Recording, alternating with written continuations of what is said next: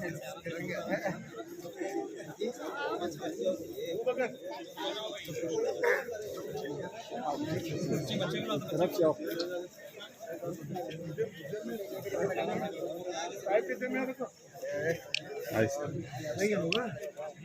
तो मैं ईद उल फितर की पुरखुलूस मुबारकबाद तमाम बिरादरान इस्लाम को, बिरादरान वतन को पेश करता हूँ।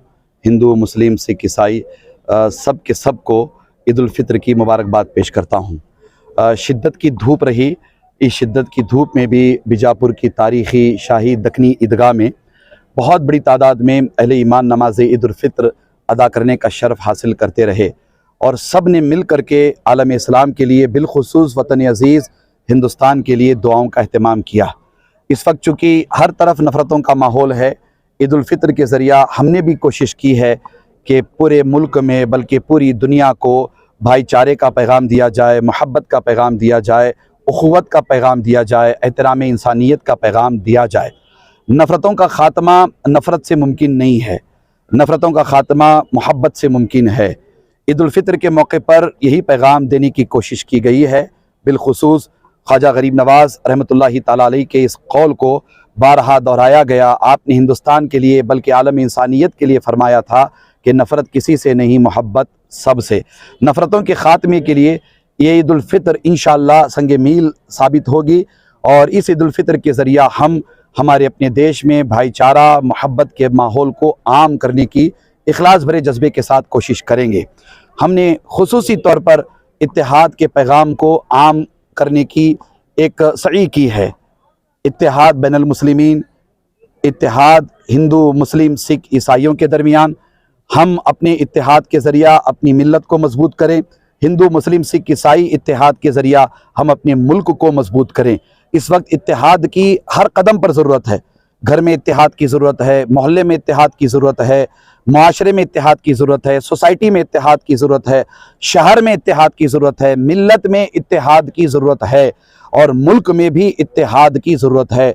मुल्क में जब तक इत्तेहाद नहीं होगा, नफ़रतों का माहौल ख़त्म नहीं होगा, हमारे मुल्क की तरक्की में बड़ी रुकावटें आती रहेंगी।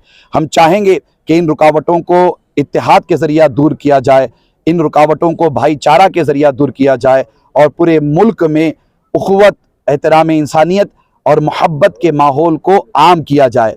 ख़ास तौर पर ईद उल फितर के मौके पर यह पैगाम दिया गया है। फिर मैंने खुसूसी तौर पर कहा है कि वो अनासिर जो मिल्लत को तोड़ने के काम में लगे हुए हैं, उनसे होशियार रहें। मिल्लत को तोड़ने की कोशिश में बड़े पैमाने पर बहुत सारे अनासिर सरगर्म हैं। हमें चाहिए कि हम उन अनासिर को जाने जो मिल्लत को तोड़ने का काम करते हैं। वो किसी भी नहज पर, किसी भी सतह पर हो, हम जोड़ने का काम करेंगे, हम सबको साथ लेकर चलने का काम करेंगे, हम सबको अपने साथ लेकर आगे बढ़ने का काम करेंगे। हम अपनी नियतों में इखलास लाएंगे और सफ़ों में इत्तेहाद पैदा करेंगे। फिर एक मरतबा मैं आप सबको ईद उल फितर की मुबारकबाद पेश करता हूँ। साहब, जिस तरह के मुल्क में, देश में हालात बने हुए हैं, इसे देख इन कामों से परहेज करना चाहिए। देखिए, सबसे पहले तो मैं सारे मुसलमानों से कहना चाहूँगा कि आप सच्चे पक्के मुसलमान बने, आप दीनदार बने, आप खैर उम्मत हैं, आप आखिरी नबी की अजीम शान उम्मत हैं। आप सबसे पहले बेहतरीन मुसलमान बने और बेहतरीन मुसलमान वही है जिसकी ज़ुबान और जिसके हाथ से मुसलमान भी महफूज रहे, इंसान भी महफूज रहे, पड़ोसी भी महफूज रहे। पहले ये इस पर तवज्जो करें। फिर दूसरी बात ये कि आप दीनदार बन करके मुल्क के संविधान के दायरे में रहते हुए जिद्दोजहद करें, तालीम को आम करें, तालीमी इदारे कायम करें, अपने बच्चों को पढ़ाएं, अपने बच्चों को ज़ेवर उलूम से आरास्ता पैरास्ता करें। और ख़ास तौर पर मैं नौजवानों से कहूँगा कि तिजारत कारोबार को फ़रोग़ दें और अपने हम वतन भाइयों के साथ अपने ताल्लुकात अच्छे रखें। जैसा कि मैंने कहा कि ईद उल फितर के मौके पर अपने हिंदू भाइयों को घर बुलाइए, बुला करके उन्हें शीर खुरमा पिलाइए। दिवाली दशहरे के मौके पर हिंदू भाई हमें बुलाएं, हम उनके घरों पे पहुंचे, उन्हें दिवाली दशहरा विश करें। अगर कोई हमारा हिंदू भाई बीमार होता है तो उसकी अयादत के लिए जाएं, अगर वो परेशान होता है तो उसकी परेशानी के लिए परेशानी दूर करने की कोशिश करें। ये हमारी मतलब एक करने के काम है, इन पर हमें तवज्जो करने की जरूरत है। अल्लाह और उसके रसूल का पैगाम भी यही है।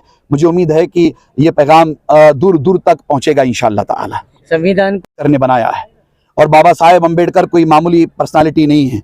बाबा साहेब अम्बेडकर हमारे देश के मुजाहिद आज़ादी हैं, हमारे देश के पढ़े लिखे लोगों में उनका अपना शुमार होता है। उन्होंने बड़ी जिद्दोजहद करके सबको साथ लेकर के संविधान बनाया है। और बाबा साहेब अंबेडकर का बनाया हुआ संविधान हिंदुस्तान में कोई भी ना बदल सकता है, ना तब्दील कर सकता है, ना तोड़ सकता है, इसलिए कि इस देश में बाबा साहेब अंबेडकर से बड़ा अब तक कोई पैदा ही नहीं हुआ है।